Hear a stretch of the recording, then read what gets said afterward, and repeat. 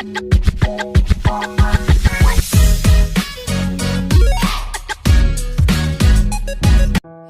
everyone! Welcome back to my channel. So today, gagawa po tayo ng munggo na sabaw. Yan yung mga sangkap natin.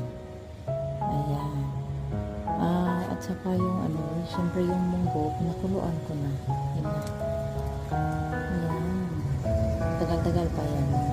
30 to 40. Hanggang malambot na siya. So, nagmarinate pala ako kagabi ng pork. Yan. At saka yung nakikita nyo, yung talong ba yan? Sa Tagalog. Taong yan sa Bisaya. Sobra pa yan yung torta ako. At meron tayong onion at garlic. At syempre, alugbati. Kasi walang malunggay dito. Walang ibang makikita natin. Kasi malayo tayo sa Pilipinas. Minsan meron. Pero rare. So, yan lang muna ngayon. At naglagay din tayo ng loya kasi gusto ko.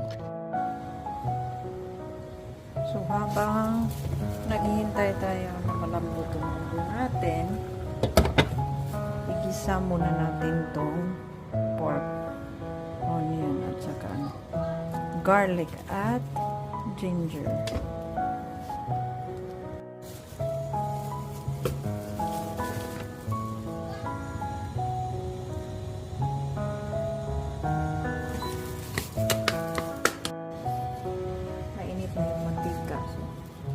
Lagyan natin yung pork.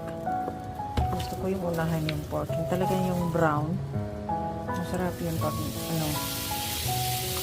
pag may color na yung pork. Kaya minarinate ko siya kasi mas masarap kasi yung karne na ano ba yung sa Tagalog? Isagol sa Bisaya. Hindi yun sa Tagalog. Bahala na kayo.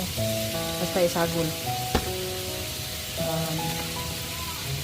Masarap siya.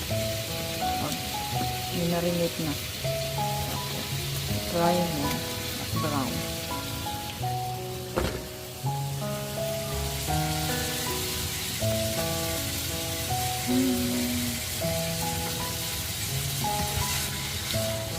So, brown lang natin siya. Tapos, pag brown na, yun, ano na natin, igisa na natin yung onion at saka garlic.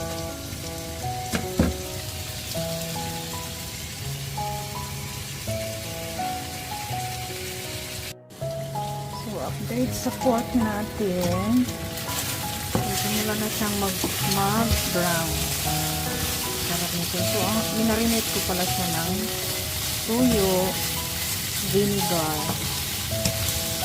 asin at paminta at saka garlic para humot sa Bisaya. Ano yan? Mabango.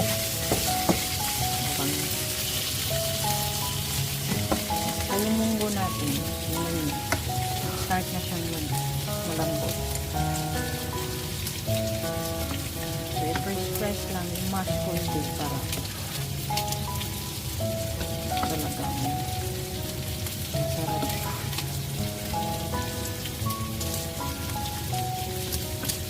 Magiging malambot pa. So, huwag kayong man-bash na. Kasi sinishare ko lang kung anong style ko sa pagluluto dito. Iba-iba tayo. So, support naman dyan. So, yung style ko at meron din kayong style. So, iba-iba. Ayan. Support. Huwag lang mang-bash. Salamat po. Yan na siya, oh.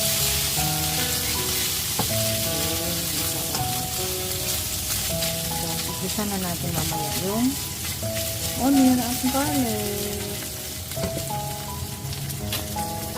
Yan, brown na siya. Sarap yan. So, magisa na tayo ng onion at garlic. Huwag nang pahirapan ng sarili, i-delete mo lang. Kung gusto niyo kunin yan, kunin niyo. No, ilagay mo na sa plato. Pero ako, wag nang sa sopa, sa kinabuhi. Ilagay niyo dyan, yung garlic. At onion. Yan.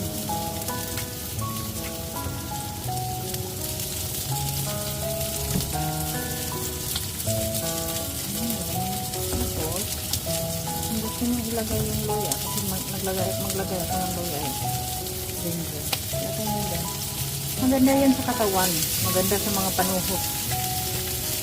Maglagay nyo kayo sa mga sabaw.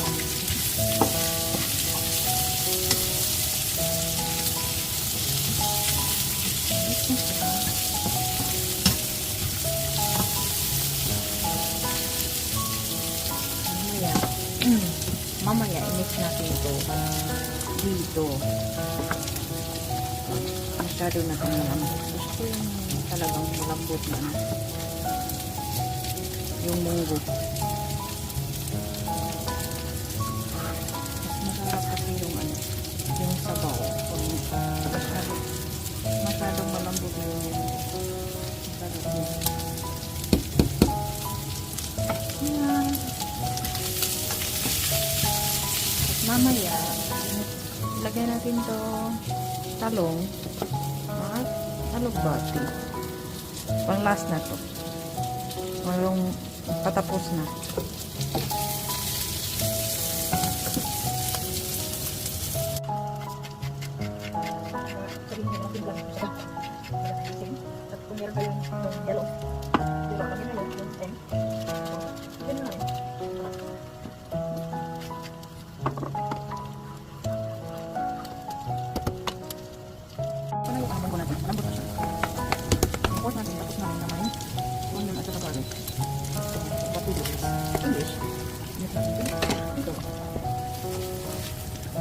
Guys, bash lang ako. Hindi man ako fluent ng English, no? Hindi rin ako fluent ng Tagalog. Pero, try my best mag-Tagalog. Kasi yung mga Tagalog natin, supporters dyan, makaintindi natin sa atin. Pero may caption naman.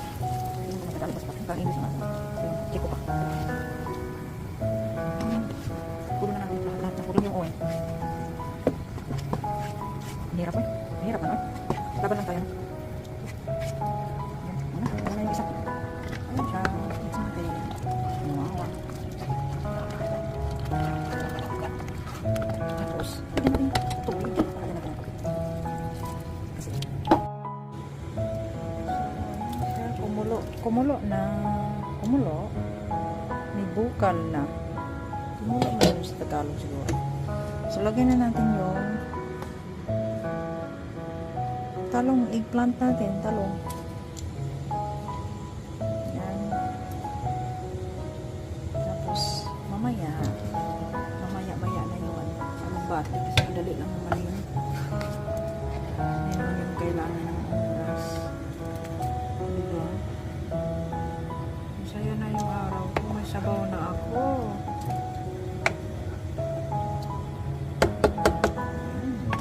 Sarap naman natin. Lutuin natin yung talong. Okay. Kami na ang last. Sangkap natin ang alugbati. Hot.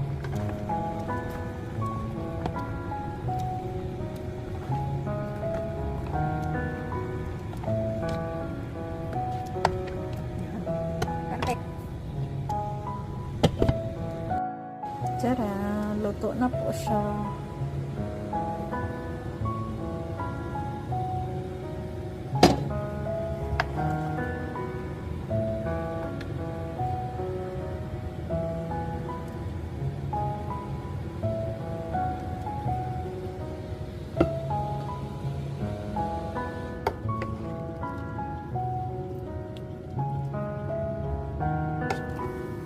Diba? May sabaw na tayo. Magic.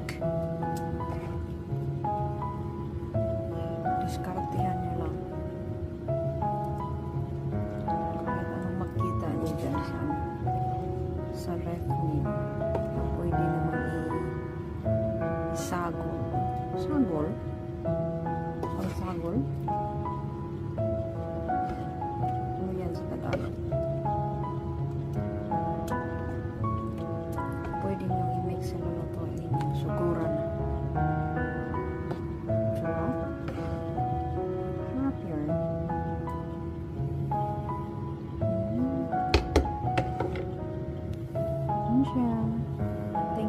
watching.